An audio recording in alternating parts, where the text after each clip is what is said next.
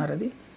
ఛత్తీస్గఢ్ బియ్యం మన దగ్గరికి వస్తాయి, పాండిచ్చేరి బియ్యం మన దగ్గరికి వస్తాయి, తమిళనాడు బియ్యం మన దగ్గరికి వస్తుంది, చుట్టుపక్కల ఉన్న 5 రాష్ట్రాల బియ్యం మన దగ్గరికి వస్తుంది. తమిళనాడు ఒకటి అక్కడి నుంచి అక్కడికి పోతుంది, తెలంగాణ బియ్యం మన దగ్గరికి వస్తుంది, ఒరిస్సా బియ్యం మన దగ్గరికి వస్తుంది.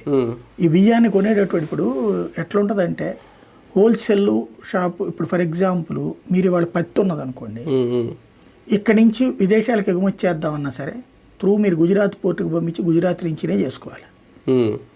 ఆ కన్సర్న్ బ్రోకర్స్ అక్కడ వాళ్ళతో లింక్ అయినోడు ఇక్కడే ఉంటాడు, అక్కడే ఉంటాడు, మీరు ఎంత తిప్పలు పడ్డా అవ్వదు. అట్లాగే మీకు ఇక్కడి నుంచి బియ్యానికి సంబంధించి మన సెంటర్ ఆఫ్ అట్రాక్షన్ కింద ఉంది Andhra Pradesh.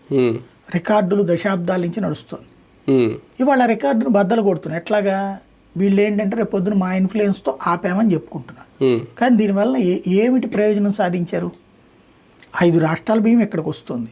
It is a business ration. Yes, వాడు తింటున్నప్పుడు నువ్వెవడివి చెప్పడానికి.